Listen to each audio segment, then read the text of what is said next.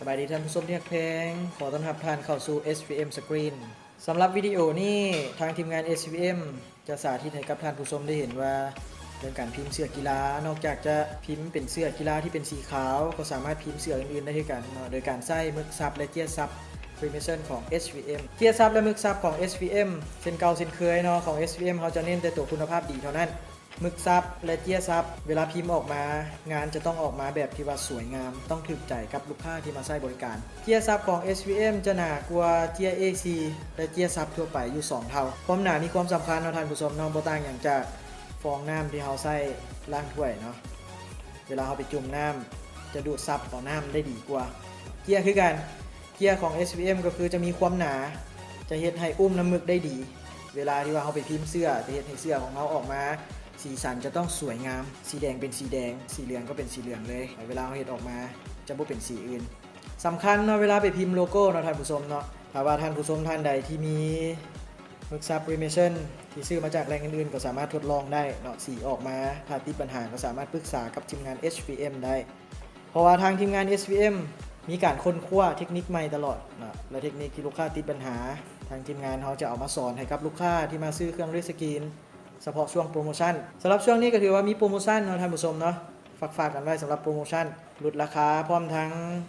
มีของแจกของแถมลวงลายไปกว่าเก่าอีกสำหรับท่านใดที่สนใจก็เข้ามาหาทางห้าง SVM เขาได้เจ้ากลับเข้ามาหางานของเขาเนาะที่กำลังปริ้นออกมานี่เป็นตัวหนังสือภาษาอังกฤษเนาะเป็นตัวที่ว่าค่อนข้างลดลายนิดนึงตัวฟอนต์แมนทางทีมงานเขาจะมาบอกสำหรับลูกค้าที่ว่ามาเฮียนก็แล้วกันและเป็นตัวเลขกับแมนเลขรัสเซียหรือเป็นเบอร์ Adidas ใหม่ 2018 ทาง SVM เขาก็มีแถมให้สำหรับลูกค้าที่มาใช้บริการกับ SVM สำหรับท่านใดที่ยังบ่ทันได้เป็นสมาชิกของ SVM เนาะก็สามารถต่อเข้ามาเพื่อสมัครเป็นสมาชิกของ SVM เขาจะมีเป็นบัตรส่วนลดมอบให้เนาะสำหรับท่านใดที่ว่าเข้ามาใช้บริการกับ SVMใบที่1ของเขาออกมาแล้วเนาะท่านผู้ชมสังเกตเบิ่งเลยสำหรับตัวหนังสือจะเป็นหนังสือปิ้นด้านสำหรับท่านใดที่ว่างงเดี๋ยวทางทีมงานเขาสอนให้ฟรีเนาะสำหรับเทคนิคนี้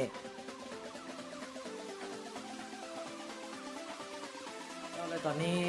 ทางทีมงานได้นำพาท่านผู้ชมเข้ามาที่หน้าลิสต์สกรีนของ SVM กันแล้วหน้าลิสต์สกรีนของ SVM จะเป็นระบบองศาเซมี3ปุ่มกดเน้นเรื่องระบบไฟให้ประหยัดไฟ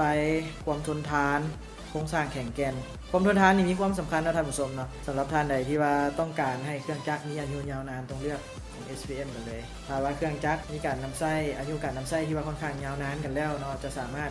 มีผลต่อการสร้างนะครับของท่านผู้ชมมีบางท่านเนาะซื้อจากแหล่งอื่นๆมาบ่พอเท่าใดเครื่องก็มีปัญหาแล้วต้องจกเงินในกระเป๋าของตัวเองไปซื้อเครื่องใหม่หรือว่ามีการซ่อมแต่งมีรายจ่ายเพิ่มเติมกำไรยังไม่ทันได้ซ้ำฉะนั้นเลือก SVM ท่านจะพบผิดหวังอย่างแน่นอนเอาเป็นว่าเขาจะสาธิตให้กับท่านผู้ชมได้เห็นเลยสำหรับเครื่องรีดของ SVM สามารถเลื่อนถาดของรีดออกมาได้มีความปลอดภัยหลายขึ้นทีมงานเขาเข้าไปได้เลยเลื่อนถาดของรีดออกมาเลย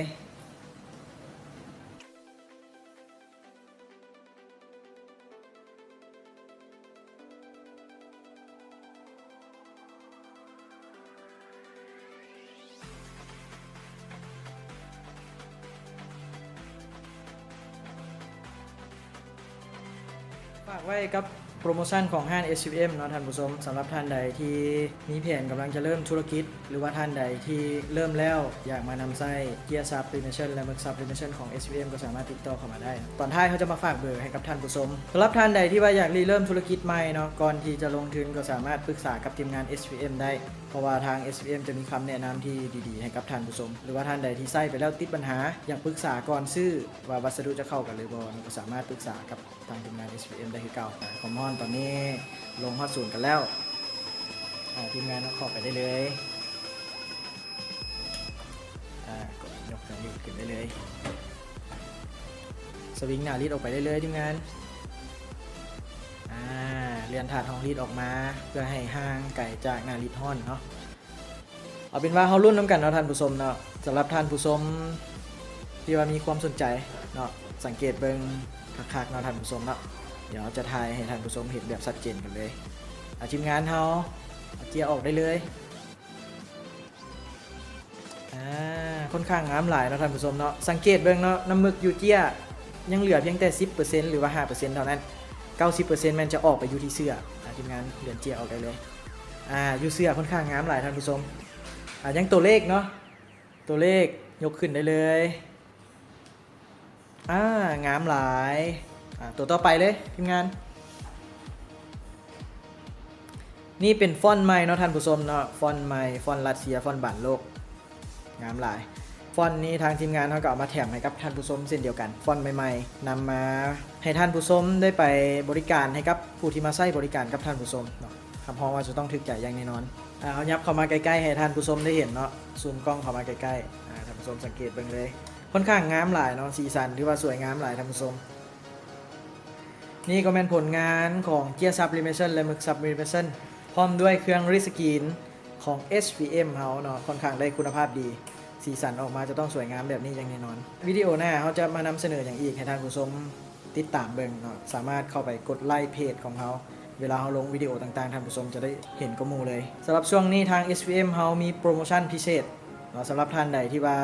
เข้ามา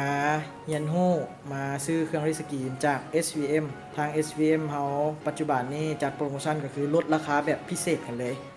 จากราคาปกติลดลงมาถือว่าเป็นจำนวนหลายกันเลยพร้อมกับของแถมเพิ่มเข้าไปอีกอย่างลงหลายอันนึงก็เป็นฟอนต์แถมให้เนาะมีฟอนต์ใหม่มาเรื่อยๆพร้อมด้วยลายพิมพ์เสื้อปีใหม่นอกจากนั้นยังมีหมวกจอกจานทุกงานที่ว่าเครื่องรีสกรีนของ SVM เฮ็ดได้แมนทางทีมงาน SVM เขาจัดแถมไปให้แบบครบเซตแบบเต็มที่กันเลยนอกจากนี้แล้วเนาะท่านผู้ชม